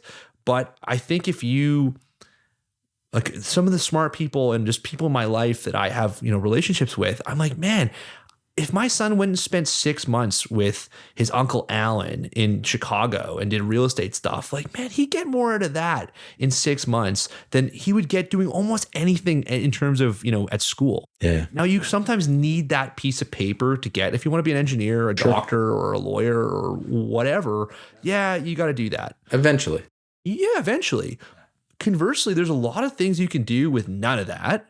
And I think you kind of shouldn't just make the decision to go one way without at least, I think, taking your foot, stepping out into the world and discovering a little bit. Yeah. And I think that was a mistake for me. Not a mistake. It's turned out fine. I did, it's all good. I learned a lot. But I think that if I was going to tell anyone, a team, like, dude, or whoever, just don't just pick one path and go, that's it. Like, just try something completely different for 1 year. Yeah. And then come back and do your plan. Yeah. But I bet it won't be the same plan. Well, I feel like I'm right on there with you, is that I actually, to me, like, I'm not telling people to put their life on hold till 30, but I didn't really know anything till I was 30. Like, I didn't know myself. I didn't know. And I was on the fire department since I was 23, 22, something like that. But yeah, it's like life wasn't really real till after 30. I'm with you 100%. And so we tell our kids, like, my little daughter's 4 and she's like, when can I have a baby? And I was just like, after you're 30, honey. Like, we were setting this benchmark as far as just, no, 30 is a thing. But I think that, and you're right, there's people who are more mature and know themselves more than others. If you're top of your class and want to be a doctor, like, go for it. That said, even 1 year is not going to make a difference. Yeah. Like, even in law school, the people that did the best were usually people that had, were a little older, that had maybe done a university degree, worked for a bit, then were like, okay, I really want to do this. I'm going to like take time off. And that's it. Fund this. Yeah. And like put my life on hold for this goal. And I was this goofy kid going, I don't know, like, I guess this is what I'll do. And it's sort of interesting that we almost, like, more people don't go, hey, like, stop for a second. Mm-hmm. Like, it's funny. My wife's looking for a car right now, a newer used car. And our neighbor actually, who is the GM of Bertrand BMW, such a good guy, Steve Payne, wonderful guy, great neighbor. And he told my wife something. He's like, just like, he's like, he's great because he's not like trying to sell her car. Like, he's like, look, take a second. Like, don't rush into this. Like, if you really like, it's a reasonably big purchase. Like, just take it home for a night and go, do I actually want this? And I think that's great advice just for life. Like, everyone's sort of in a rush, especially when they're younger. You just feel like you got to do it now. You got to do it now. Oh, we got to hurry up, get a job. It's just like, no, man, like, it's okay to take a year to kind of figure out what you want to do. And maybe even, it'll form you and probably shape, the direction you go and make some connections. And I don't know. I think you're never going to go wrong by essentially going somewhere, doing something, for a short period of time. Are you familiar with Hormozis? Like Alex and Lila Hormozi? No, they're content creators, but they also own acquisition.com. Okay. But they make a lot of content, and it was a big part of it is when you're young, work to learn, not to earn, and just like go and just learn things, right? Like whether you can figure out like, I want to do this, so I'm going to go work with this guy and get experience under him and just like try to be a mentee and like take everything from that person that I can learn. Or it's just like, I don't know what I want to do. I'm going to go do a whole bunch of stuff and I'm going to learn as much as I can how to make myself valuable. For sure. Like that. And your comment about experience, I think you're bang on the money with how valuable experience has become in the marketplace too. And that we have a lot of people coming out of universities and colleges, and very few have experience, but they have books, they have a degree or book smart. Yeah. And there's companies now, most of the biggest companies in North America are saying like, we don't really need a degree. We have no requirement for a degree for any position in our company. We don't care. Like the genuine, I feel like almost every, if you're in financial services, which allegedly we're in, like most places you require some sort of, university. I don't care. Like you apply and you're just, I think you got a bit of a motor and you're interested in doing stuff and learning, good with people. Like, yeah, man, like let's go. Like, why would I turn you down because you don't have a piece of paper? I think that's sort of an interesting. Sure. It goes a long way. It's funny, like people's attitude and character and drive. So my uncle is another guy who a huge impact in my life, Uncle Keith, and he's had just a really interesting life. I won't go into details, but he always told me, he's like, when you're looking to get a job, he's like, if they go like, well, what's your expectations for pay, or what's your expectation? Like, my only expectation is opportunities to learn. Like, I want to learn as much as I can. I want to be a sponge here. It's a good way to get a job, by the way, if anyone's looking to do an interview. Like, these are the way. But like, and I think to some degree, you pay lip service to that. But the more you actually take that to heart and go like, I want, like, even if it's something completely different than what you eventually want to do. Like I worked at like Blue Cross doing people used to mail in checks for their insurance, and so I was the guy that got the checks in the mail, and I'd have to balance them, and like I don't know, and it was sort of interesting. Like I learned a bit about accounting, and I still kind of in Excel. I had to use a lot of Excel, and it was still something that I kind of use today. Weirdly, I probably wish I'd like learn even more in that position, but at that age, sometimes you just sort of let the world kind of go by, and it's just a job, and you do it. But I think anytime you sort of stop and go like, how can I really take something from this? It usually ends up being, positive long term. So. Yeah. You are a business owner, you are a husband and a father, which we call here the trifecta of insanity. Yeah. So how do you balance that? How do you go about it? Is it intentional? Are you just a natural at it? Like, how do you balance those things? It's a good question. I would say I don't need a ton of sleep, which is not healthy, and I should probably do better on that. How old are your kids? 3 and 1. Yeah, you too. Hey? I'm in it, man. How old are your kids? 10, 4, and 9 months. Oh, good for you, man. No, 9 months is great. 4 is great too. Yeah. 10 I have no experience with. They're all great. They all have their pros and cons. Yeah, I mean, look, I guess I always kind of liked the idea of kids. I never really thought, like need to have kids. Maybe that's a lot of guys, maybe not. I don't know. But like at a certain point, my wife's like, we should have kids. And I kind of, the one thing I kind of regret is, frankly, I wish I had done it before. Like I really love being a dad. It's sort of, I think it really opens your eyes to life and sort of a different area of life that you just, didn't even kind of realize existed. Mm-hmm. Like when your kid runs up and they're just excited to see you, it's sort of a different feeling than you would have in anything else. Yeah. Like I've had a lot of fun, jet skiing at the lake on the weekends, and there's a certain degree of fun that is. Don't get me wrong. I'd love a weekend of that, but like it's just a different, kids are sort of a different kind of fun. They're more satisfactory fun, and there's certainly work required. Yeah. I think the good news for me, I'm still at like the pre-activity stage to some degree. So like my son plays soccer and he has swimming, but like I was like 2 days a week. Like Yeah. the guys that I'm like, oh man, I don't know how you do it, is when there's like ringette and volleyball and basketball and, you know, God knows what else, like every day of the week. Taking them from basketball to hockey so that they can make both, and then So I'm not quite at that stage yet. So that's probably where I'm like, yeah, you know, it's not too bad. But like I try to, you know, do my day, you know, try to do my morning with the kids, make everybody in the house breakfast is sort of what I do. And then go upstairs, get ready, you know, take my son to daycare, rip it out to work, you know, do a full day of work, and then come home and sort of then it's back at it with the kids and you know, enjoy sort of being around them to some degree, and then sort of clean the house up. And I try to like get in a bit of, you know, exercise. You like, you know, walk, run, whatever at night, you know, listen to some podcasts, whatever. But there's not a ton of extra time on the calendar for anything beyond that. But I would say my time would be, at night, and I sort of just sacrifice sleep. My wife goes to bed at a reasonable 9:30 and I'm like 11:30, which is not good. Sleep is a tough one. Now I'm in your wife's shoes. If I could go to bed at 9 o'clock every night, I would. And my wife is the later one. Really? Good for her. And so, no, sorry, good for you. I wish I was you, man. Well, I can't do it. We try to kind of cut it down the middle and just be like, okay, well, and like that goes with, I don't know if you've read the book, the 5 Love Languages. I'm certainly aware of it. And hers is like quality time. Okay. And so we just like, we need to spend time together. And so that's kind of where okay, you know what, we'll do this a little, I'll stay up a little later, probably going to be tired in the morning.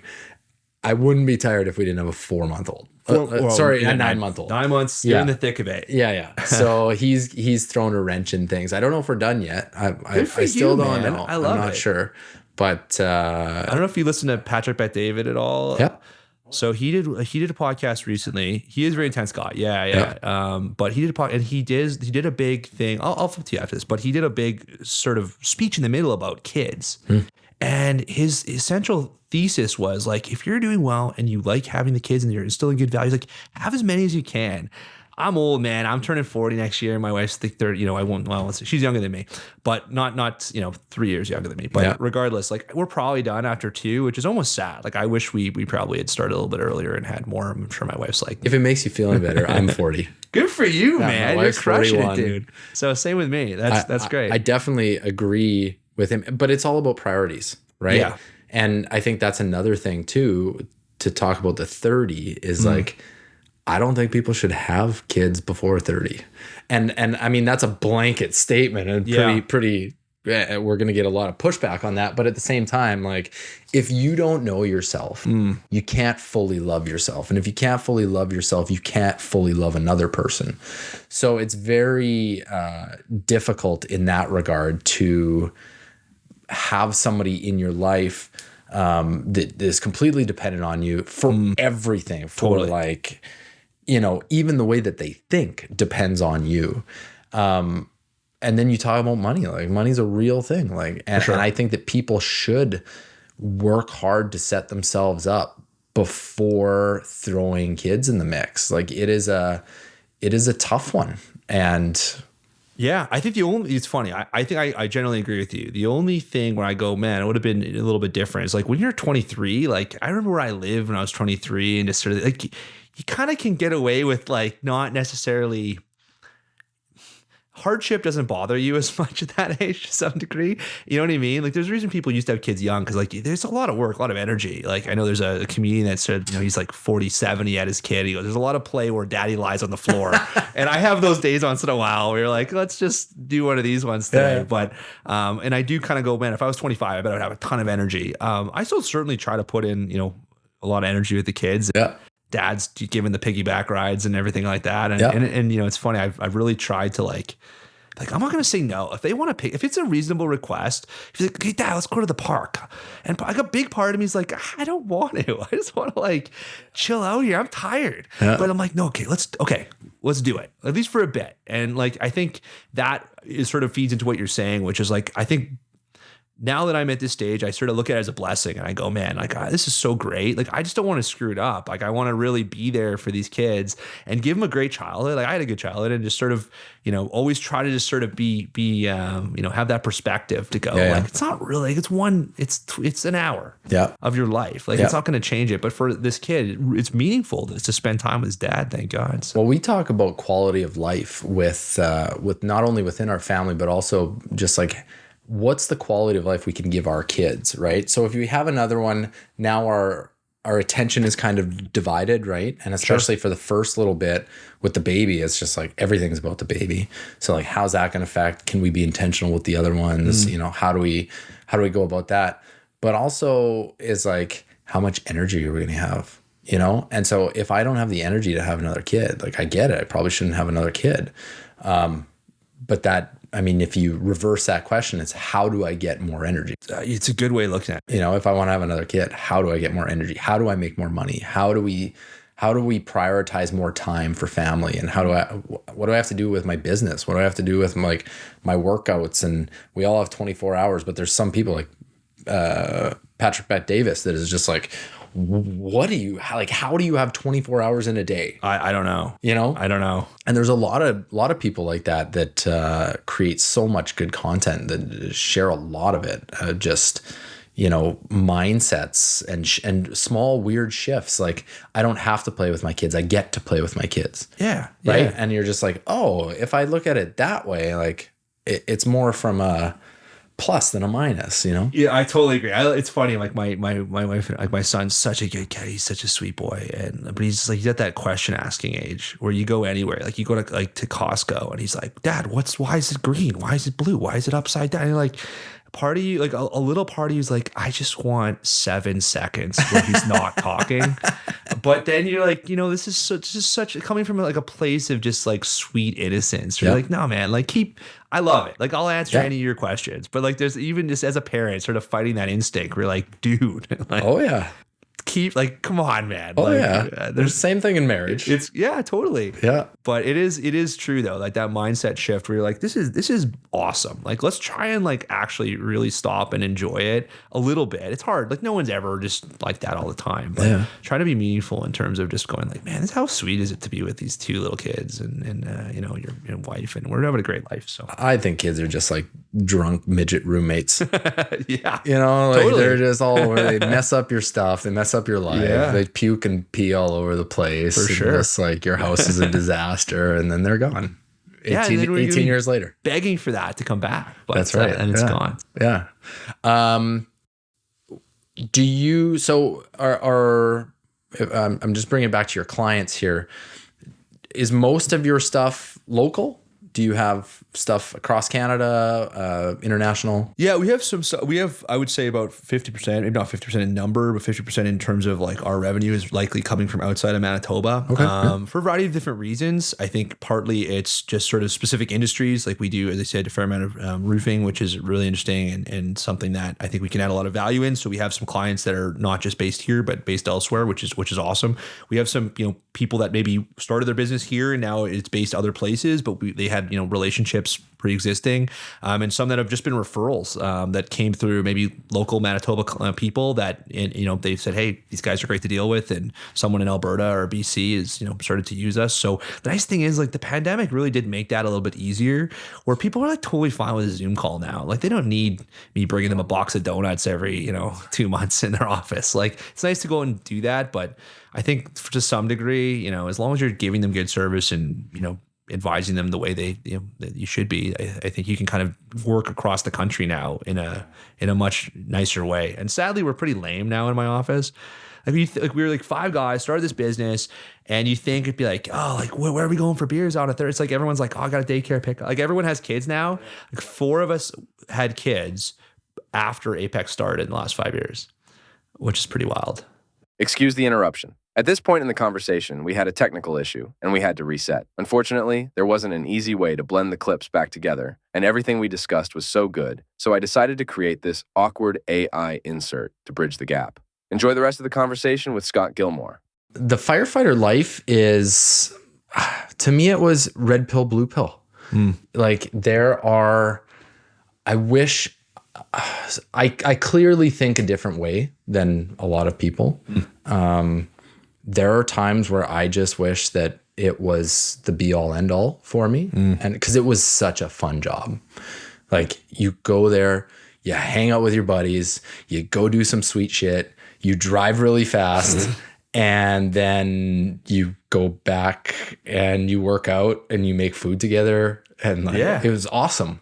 And then at one point it just stopped fulfilling other needs. They're just like developed, and maybe they were always there, but it's just like, you know, and to the guys that love the job and just like, I can't think of a better job for them at least. Yeah. No, it's really fun. No, every firefighter I know is like pretty happy. I guess there's probably some challenging stuff you see, which I'm sure is maybe PTSD is a real thing. I believe it really is. There's actually a guy I grew up with who does PTSD stuff with firefighters. His name is Josh. And so Clausen? Yeah. I know Josh well. Yeah. I've sort of, he's very close with one of my cousins, but he's a good guy. I grew up with him, but yeah, he does that. And I know some other, like a guy named Tyler Benson in Edmonton and a guy, and it doesn't matter, but they all have like entrepreneurial stuff on the side. Like it's kind of a cool gig because you're working certain hours, and yet you have enough time where you can do some other stuff and build businesses. And yeah, it's kind of the only job I would say that's like everyone in society is like, kind of looks positively on firefighters. Yeah. It's not a lot of negative firefighter press out there. Like everyone's pretty pumped, you know. It was always the difference between becoming a cop or a firefighter. And I was just like, there's people out there that want to kill cops. Yeah.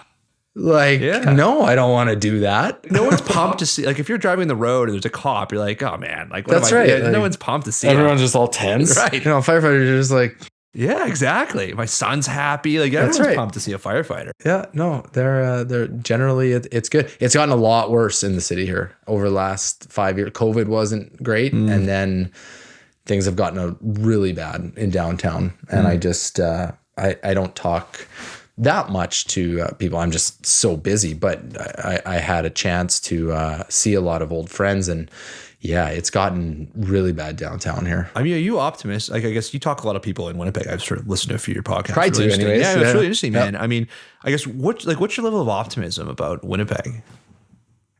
I guess that's divided into a lot of different issues and people that you have to rely on for those. It's a tough one. I think there was parts where you know, Uncle Sammy Cates made some real dicey decisions on where to put things. And, you know, I'm not from Winnipeg. Right when I got here was when they were debating where to put the new Bomber Stadium. Right. To me, when I heard there was an option for putting it in downtown there, in just north of downtown. What's that area called? I don't know what. Oh, yeah, Point Douglas. Yeah, Point Douglas, yeah. So in Point Douglas, they would have had to expropriate a whole bunch of things to put this in. Sure. However, when you look at currently what's there, and also what it would have done to that area, to downtown, to like, we're trying to bring people downtown. Well, how about we bring things downtown, right? Instead, we put it out by the U of M, which already has a congestion issue, and like every Bomber game is a disaster on Pembina. Yeah. There's been some real questionable big infrastructure issues. I don't think I'm on the right side of, I think we should have a subway. Now, if you've ever waited for a bus in minus 40, yeah, I think that now, are we big enough? Do we have a lot of infrastructure, like problems underneath us? Like our gumbo is just our soil is horrible. And just any contractor that's ever walked I'm in River Heights, mud, man. It's rough. Yeah, it's not good. Everyone else is sinking. And, that's right. But if you think of metropolitan areas that like you enjoyed going, like you visit and you don't need a car and you just like take the subway, take a C train, take whatever, public transit that's actually easy. Like we had, as firefighters, I think we got on public transit for free. Oh, okay. I don't think I ever used a bus because it was just like, I was like, I have to take 4 buses to get to work and leave an hour and a half early. Like, no, I'm good. Thanks. It's not easy to get places. And so, you know, when you can drive in 5 to 15 minutes, pretty easy, right?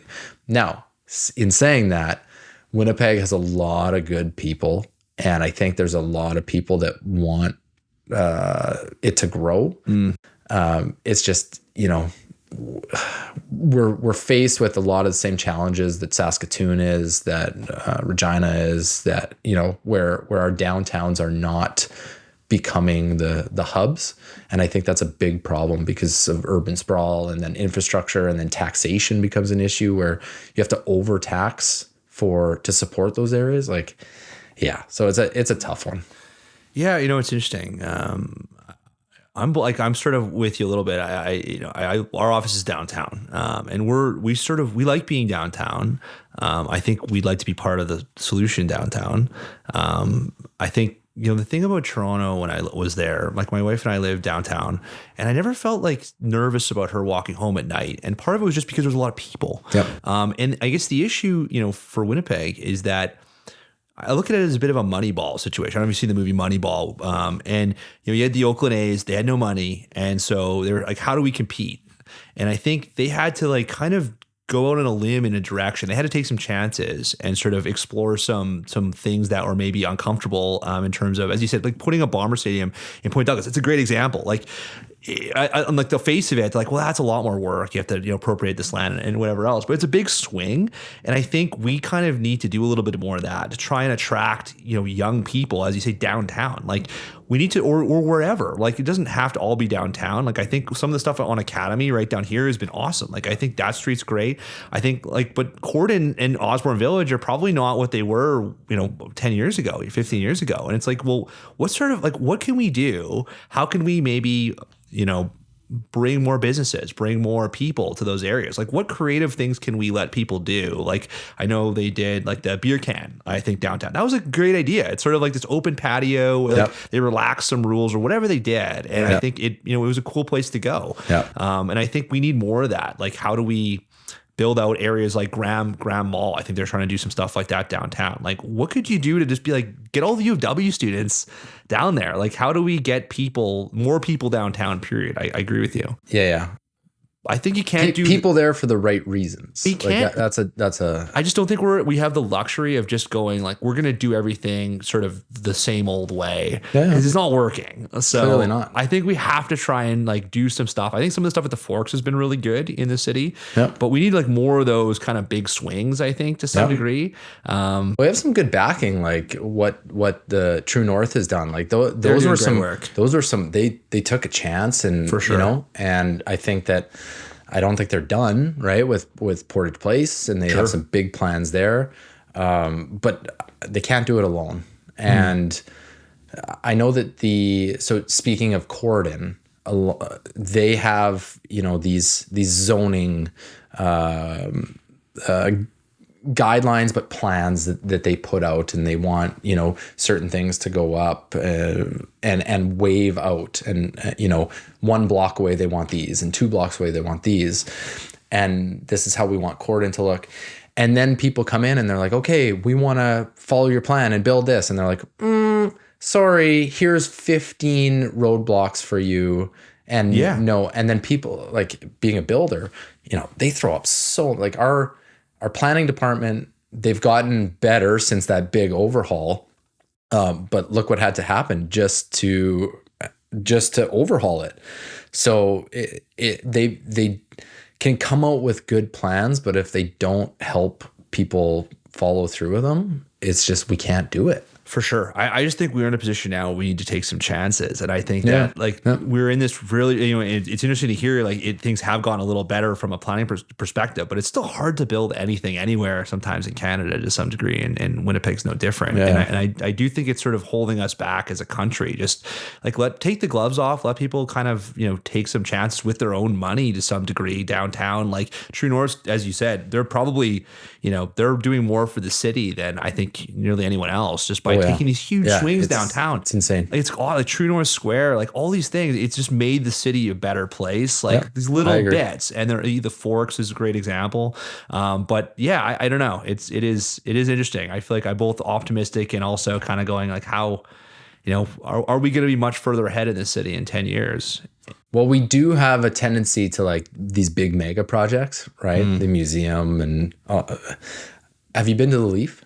I have. It's great. This is incredible. Yeah, it's really cool with kids too. Like It's to great. think about just where we are, especially in minus 40 in the middle of winter. Yep. And you're inside in this arid desert and you're looking at a big waterfall coming down from, It's really cool. 120 feet. You're just like, I cannot believe this is here. Well, you as a builder must be like pretty impressed by It was awesome. Yeah. It is really insane. And now we just need, I don't know if it's like, we're just not building the foundations first. It's like we're just going for the gold projects.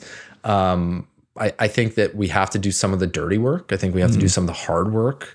Now these mega projects are sweet. Like they definitely attract people and they give us ways to or things to do and be proud of Winnipeg because it is really cool. But at the same time, I think that the city needs to address a lot of the hard issues that they're not. Yeah. Do you notice a difference between clients from other geographical locations in Winnipeg? Yeah, it's some degree. There's a guy who I don't know very well, but he's a successful guy. I've had the opportunity to spend a little bit of time with him, and he owns businesses here and he owns businesses in Ontario and Alberta and other places. And he says Winnipeg and Manitoba is the hardest place to do business. It was interesting. Like, what do you mean by that? And he was sort of suggesting that like everyone in Winnipeg is pretty detail oriented. Like there's a lot of attention on. There's not that much business here in some ways. Like, as I said in Toronto, there's enough business. Like there's more business in an hour drive from downtown Toronto than there would be probably in Manitoba, Saskatchewan, Alberta combined. That's fair. And so you have these companies that are like, they do A and B and they should be doing A, B, C, and D. C and D are kind of an easy add-on, but they're like, we're doing so well with A and B. Like we don't, it's all good. Like not a big deal. Yeah. And so he said like, when it was in Manitoba, they're trying to do A, B, C, D, E, and F because like they kind of need to grind as much out as they can. And he was sort of suggesting that, if you can have a successful business in Manitoba, then it's harder to do that than it would be to start something up in other parts of the country, in Calgary or whatever else, where potentially there's also I think less focus on the price tag sometimes. There's less sticker shock in Toronto. Like when you're kind of there, a lot of things are expensive, houses are whatever, stupid amounts, and so you look at things and you go, another bill. It's not great, but it is what it is. Whereas here, like we're not as used to that kind of those big numbers, so we tend to be a little bit more of a value oriented place, which is great. But I think there's certainly a lot of grinding here that maybe wouldn't happen in a place like Toronto with certain clients. But that's good. I mean, it keeps us on our toes, and I think it really, there's a reason why a lot of executives in places like Toronto and Calgary are actually from the prairies, because they have to be pretty good at doing business, because it's a tough environment to come out of. They tend to be very pragmatic. I think the other difference is there's a lot less politics in Winnipeg. I found things in Toronto very political. Like it's interesting. There's definitely a who you know and whatever else. And there's like, that's certainly that a little bit of that here for sure. But people are kind of like, do a good job and I'm happy with you. And good things will happen. Yeah. Whereas in Toronto's not always like that. There's it's a little more scrappy and there's a few different elements there that are a little bit different. So there's a few differences, I would say. Nothing too overwhelming, but a little bit. As far as influences in your life, you mentioned Uncle Keith, you mentioned your father-in-law, who have been, or who or what, it could be an experience, could be a book, could be a movie, could be any, or a person, either a mentor, who's had the biggest, most impactful influence on you in your life? Well, speaking of not being political, I'll say my dad and my wife. No, which is true in both respects. I mean, my dad was someone who sort of did things the right way. That's always been his perspective. He's someone who has just tremendous expertise in what he's done, and he's just a very reliable. If he says he's going to do it, he's going to do it. And I always sort of admired his approach. Like call that integrity. He's got that in buckets. Like he's just he's always had that. And it's interesting. It actually creates, I think, friction sometimes with people, because when you have a certain degree of integrity and you kind of go, well, okay, if you're going to work with me, I expect that back. And very few people can actually meet that standard. It's really interesting. Like it's actually rare to find. And so for people like my dad, he's great in terms of negotiating because he's like, well, he's very principled. This is the right way to do it. This is what I expect from everyone else. But it does inevitably kind of create a little bit of friction. You have to be kind of okay with that. So I think my dad sort of said, taught me a little bit about integrity, but also just having that bit of sandpaper when you need it, because at the end of the day, you kind of have to stand up for yourself because no one else, fully will all the time. So, hard conversations are hard for a reason. For sure. And so I think, certainly something that he taught me. And then my wife, I think it's fine. I'm a very different person than I was, 10 years ago. And I put a lot of that down to her. She's someone who has been very supportive of me, but beyond that, she's just a really good person. And she's just someone who, again, I think has a lot of integrity and is someone who's just, does things the right way. And it's just sort of a good person to have in your life day to day to kind of keep you grounded and honest and whatever else. And she's a great mom. So, all good things. Very nice. So, you knew you were coming here. You, I'm sure thought of just some of the questions that I was going to ask you. I didn't prep you for this. Is there anything that you wanted me or to ask you, or that you wanted to talk about that we haven't, that would either help Apex, help Scott Gilmore, or just shine a light on something?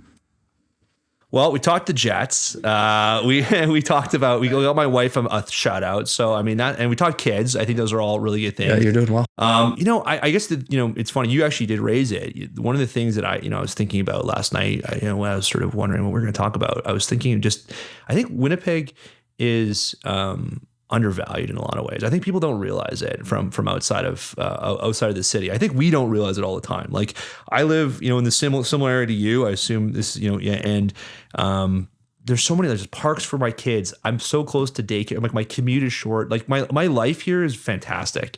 I wouldn't trade it for just about anything.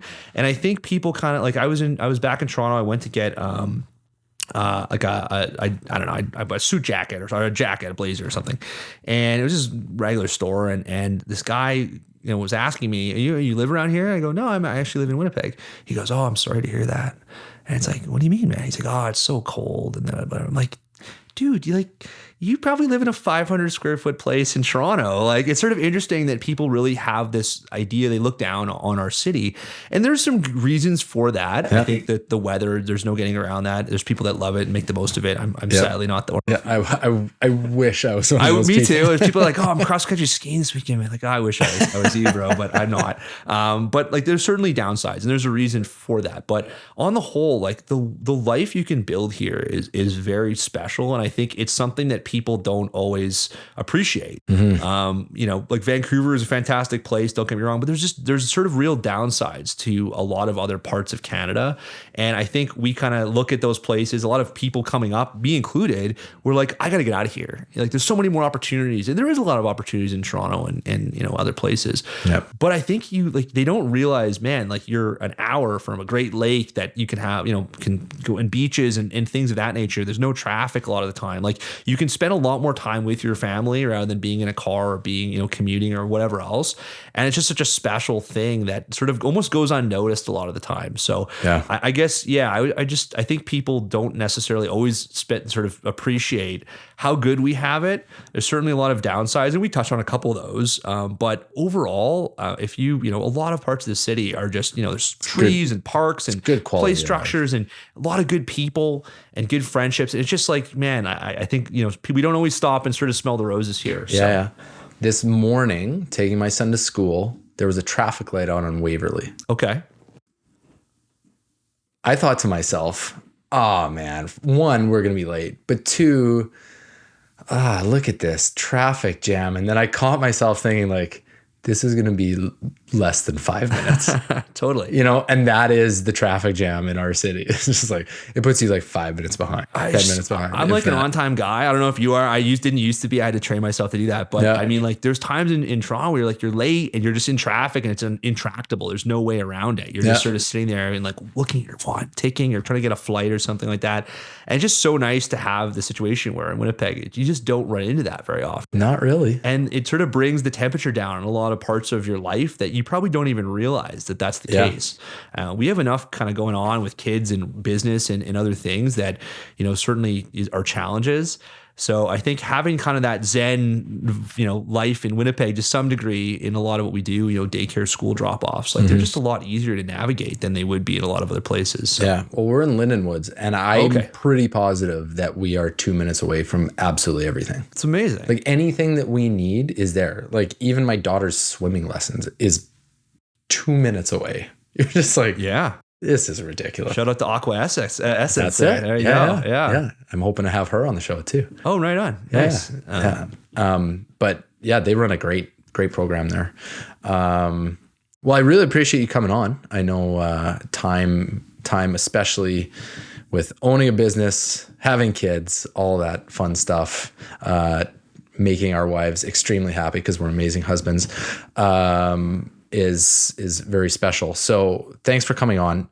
Where can people learn about Apex? Where can they find you? Yeah. So apexsurety.ca is one place. Instagram, we have help with that. Thank God I'm not doing that. We actually have a professional, Alicia, who's great. You're dancing on Instagram. TikTok. Oh yeah, for sure. You wouldn't believe it. Okay, well the done. robot I crush when I do my insurance presentations. But yeah, they're LinkedIn. I mean, any of those places, and certainly we do everything from large businesses in the construction and manufacturing development spaces to people's houses. So anything in between. If you have ever need any free advice, I mean that's a big part of what we do. We're very happy to look at something, give you feedback. By no means are we expecting anything. If you call us, if we can help you out, then fantastic.